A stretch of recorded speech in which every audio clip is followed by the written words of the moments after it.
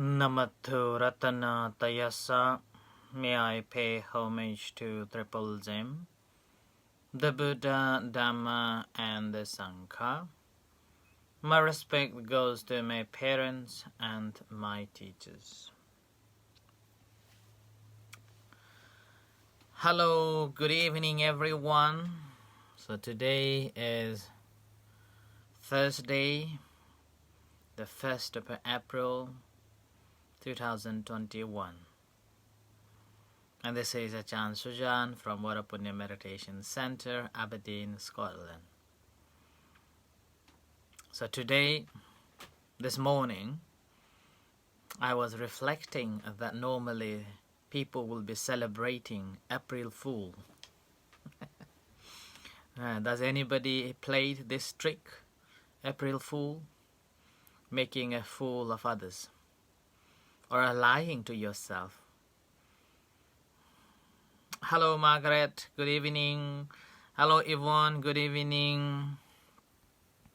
Hello, Simons. Good evening, everyone. I hope that you didn't play this April Fool day. I remember when I was in Thailand, and one of my friends, I played this trick, and I was like, okay, so sad and so unhappy to hear that. And later the day, he said, no, I was just celebrating my April Fool. Similarly, I had a thought this morning that I should post on a Facebook saying that, oh, Achan is away to a great holiday again. Then I thought, not good idea, so do not play. So that's the reason why I didn't post anything. And it's a lovely day, although it's a little chilly outside. And there we have an expectation of snow. So taking this opportunity, the amount of rubbish or all the woods, the pallets that we had used at the in front of the center, we simply, created to become a little bit of a creator, artistic. So creating few benches and we'll be placing all around, so that when you are coming to the center, then you can use it to sit down. And when I was reflecting this April Fool, that is like ignorance, utter ignorance that we are playing. And even this afternoon, I was looking at the this Facebook channel, and one of the very famous monk posted saying that, on the way to give up being a monk. So if I didn't have, if I didn't have understood or remembered this April Fool early morning, I would be shocked to hear that this monk is so famous and so important and been doing so much good works. And suddenly he's posted saying that, on the way to give up being a monk.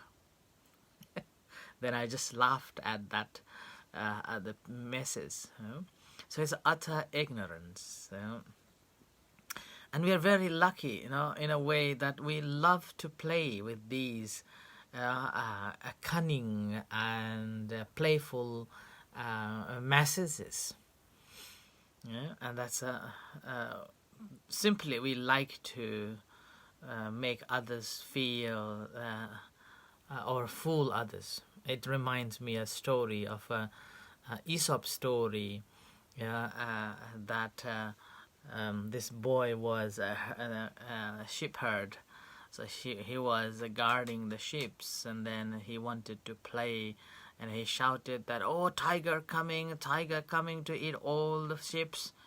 And all the villagers gathered and hold those different tools that they can grab as they left the house. And by the time when they arrived by the tree where the Aesop was, and Aesop was just simply laughing, I made you a fool. So that reminds me the story of, oh, I'm making you a fool. Yeah. And but if you're making it fool a couple of times, then people will not be believing you. Yeah? People will not take it as whatever you say will be seriously. Okay? So that's why it's very important that we shouldn't be playing with these things. Like Emma is saying that I should have made a joke. And Yvonne is laughing at me as well, you know. So if I have posted saying that, oh, Achan Suzanne is on a holiday, you know, and you will, some of you probably will be thinking, oh, again, oh, and becoming jealous with the Achan having a holiday. But anyway, so this is April Fool, and I haven't made anyone fool. I've been trustworthy and being truth to you all. Whatever I'm saying is truth. Okay? But again, Buddha's teachings is do not believe. I know, Emma, thank you. Oh, that's Margaret is posting, nobody will believe me. Okay, now I think we are simply just started to celebrate this April Fool. Right, so in that case, I thought that I will start off with a new chapter from this connected verses of the book that we've been doing previously. And this section would be about the Magga Samyutta, that is the connected discourses on the path. And it happened that the first discourse, the first teachings is about ignorance, avijja. The story goes in this way. Thus have I heard. On one occasion, the Blessed One was dwelling at Savatthi, Jeta's grove, Anathapindika's park. There the Blessed One addressed the bhikkhus thus. Bhikkhus, Venerable Sir, those bhikkhus replied. The Blessed One said thus. Now here I think I don't have to go back and giving you all the history behind it. But however, because we have left it so long, I will just recap in a very concise and a short way. Here, the thus have I heard. This is basically as the Venerable Ananda, who was the attendant of the Buddha, referring to this discourse as he was giving, or he was reciting or telling the story to the Sangha Council in the first council. That's why it is said, thus have I heard. And on occasion, Blessed One was dwelling at the Savatthi in Jeta's grove. Basically, Savatthi, the place where the Buddha stayed much of his time in the Jeta's grove, known as Jetavana, which was built by Anathapindika Sethi, or the millionaire called Anathapindika. So that's why many discourses were given in this temple, the Jetavana or Jeta's grove, and this one also given there. And the Buddha said that the bhikkhus, ignorance is the forerunner in the entry upon unwholesome states, with a shamelessness and a fearlessness of a wrongdoing following alone. So this is the first sentence. Now, ignorance, not knowing what should be known, is the forerunner in the entry upon unwholesome states. When we do not understand the real meaning or what is the wholesome or good, then normally we will be happy to commit any shameful actions without any fear. So, like the 5 precepts, a practice of 5 precepts is basically a state that we are practicing towards the wholesome state. Now, I wonder, anybody remembers the 5 precepts? You can type it here. Well, a person who is practicing 5 precepts basically accumulating the wholesome deeds. And a person who is practicing in accordance with the 5 precepts, basically, he will have the humility, kindness, and compassion. And he will have a fear, the consequences that he or she must have to receive or experience that. Okay? So in that, what happens is that when a people, or when we are in an ignorant state, not knowing what should be known, then we will be pretty much happy to do anything, regardless of what. And as a result of that, there are people who have a thought about annihilation and eternalism. Particularly the annihilation or the materialistic view, they would not think that there is any consequences of any action that we have taken. So that's why this thought, it was prevailed during the time of the Buddha. There were a group of people those days that believing that there is no good and no bad. Whatever you do, it just ends at the end of your death. So spoil yourself and do everything whatever you would like to do. And that was the practice going on at that time. So and nowadays, if we compare to the present day thinking, it would be like a materialistic view of looking the things or the world. People will be thinking that there is no after death. So Margaret is replying, saying that no killing, no stealing, no harsh speech, no adultery, and no intoxicants. That's exactly the 5 precepts. Well done. Yeah. So well done. And this is once we practice in accordance with the 5 precepts, which basically means avoid committing these. And that comes under the Buddha's basic principles of a teaching known as avoid committing any unwholesome deeds. When we talk about unwholesome deeds, again, Buddha's teachings, it's very easy to avoid doing any unwholesome deeds or evil deeds. But that's not good enough yet.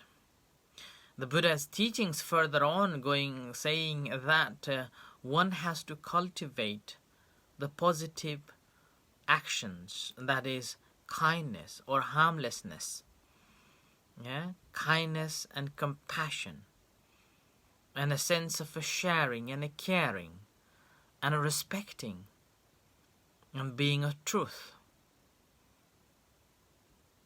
and living a mindful life. And which is again living a mindful life, Buddha was talking even in his last breath. He was saying that appamadena sampadetha, live a heedlessness life, or a being mindful in every walks of your life. So the practice of a 5 precepts is basically not only avoiding performing or taking actions of any evil deeds like killing, stealing, speaking untruth and adultery, and taking substance that clouds the mind, but also encourages us to practice more kindness, compassion, respect, truthness, and alertness. So this is very important to understand, and this is known as the knowledge, the right understanding. But here, what Buddha was pointing at, that a person who is under the influence of ignorance, normally what happens is that on the basis of that, whatever that person does, whether whether performing physically any actions or speaking anything, then they will be performing all the violations, like a killing or harming or stealing, taking things which is not given, or speaking very harsh words, and punishing others, or not nice words, that unpleasant speeches, and they will be able to does the adulteries like that. And similarly, speaking again will be speaking untruth and harsh, and using much of the time whenever you're talking like f like that. I remember when about like 10 years ago, or 10 or maybe almost 15 years ago, when I was in Wolverhampton, whenever I go to the markets, and those days people will be using F at every word or every sentence, and I thought, what does that mean? And I went to the Oxford Dictionary and doesn't have that word. And later on I googled on internet and found what does that meaning. And it appears that it has so many meanings, and I don't know why people are using so many times. And later on, when I was watching YouTube, also one of the modern philosophers from India, was talking about this F word in so many ways.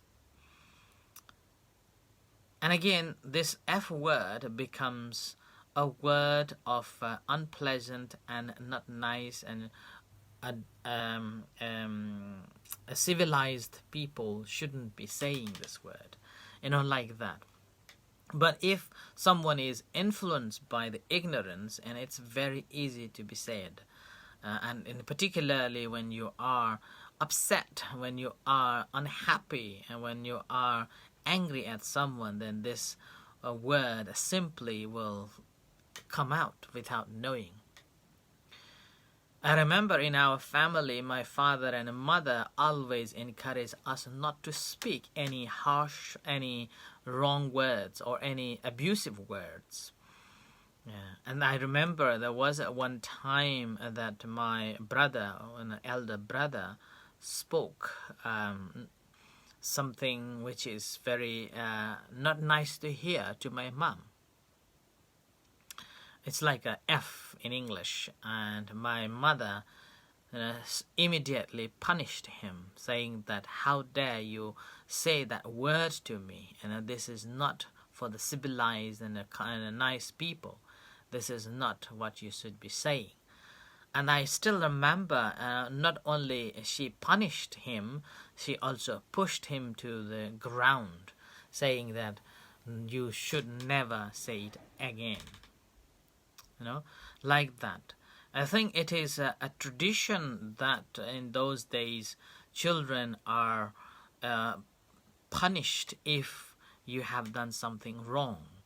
And as a result of that, those punishment has made children much mature and in line with the teachings, in line with the moral and ethical practice. Whereas nowadays, due to this, sometimes people call it, overruling rules, and preventing children to parents punishing or punishing over something that they have done, and these children can call social service and take the children away, and I think this has been another problem in our society, which has caused children got more power over parents, and they can do everything they would like to do. So that's why again it is again under the influence of ignorance, not knowing what should be known. So it's very important, I would say, that parents are the. And then again, I think a few years ago I was reading the research work in America done by one of the universities, saying that a family, in the family, if parents are always nagging a children for doing this and doing that, and not doing this and not doing that, and punishing by different ways, those children have a more inclined to successful and having a successful life in their lives compared to parents who never scold or never trained or never told their children off. This evening I heard a similar story that one girl was only about 13, 14 years old, and was told to go and shopping, and she wanted to eat or have an apple, which wasn't on the list. So she, due to wanting to have it, she just manipulated the numbers of a price in the buying of sugar, and eventually her father found that she had manipulated the price and had an apple for herself. She was punished. And she still remembers that story, and she was saying that because of that story, that punishment that she had from her father made herself morally and practically more living an ethical life, and never done such manipulation and ever since. So like that. So you do have to have some form of a punishments to correct children.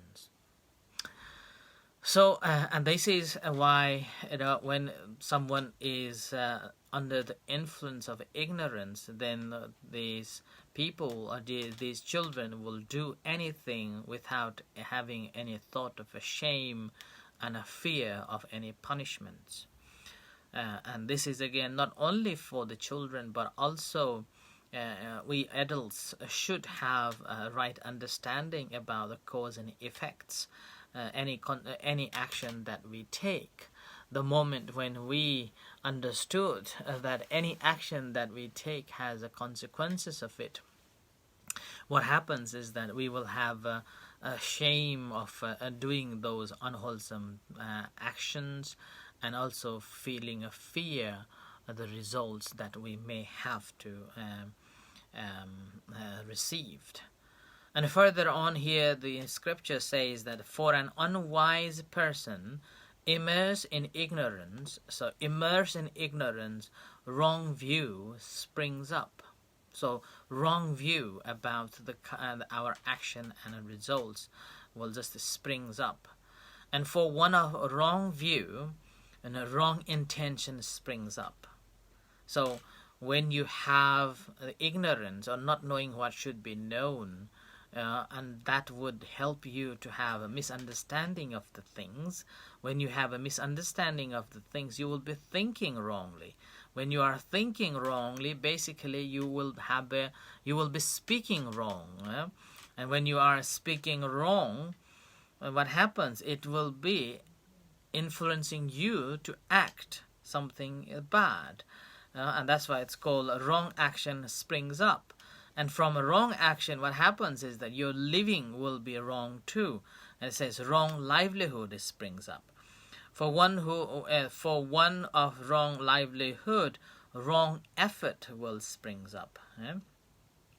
For one of the wrong effort, then wrong mindfulness springs up, and then from a wrong concentration springs up. So that's why everything links from one to another. The moment when you have wrong understanding or having ignorance, avidya, then that leads to the wrong understanding.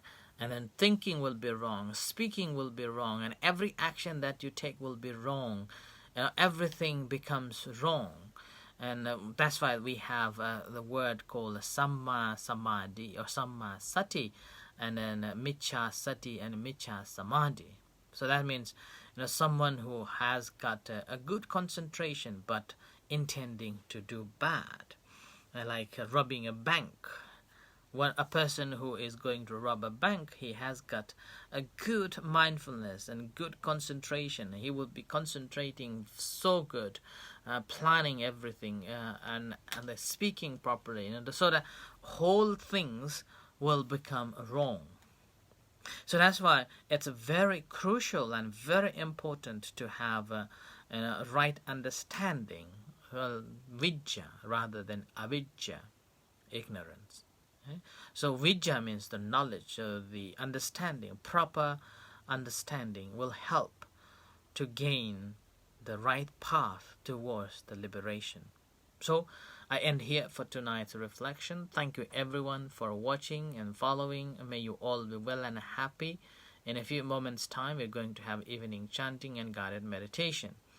So I wish you come and join with us for the chanting and guided meditation. And just to remind you that again, tomorrow will be my anniversary of giving talks every night. Although there are some nights that I didn't give, but this will be the anniversary from tomorrow night. So as a result, from tomorrow night we will be meditating an hour after the chanting. So I welcome you to join with us. Until then, good night and see you shortly. Sadhu.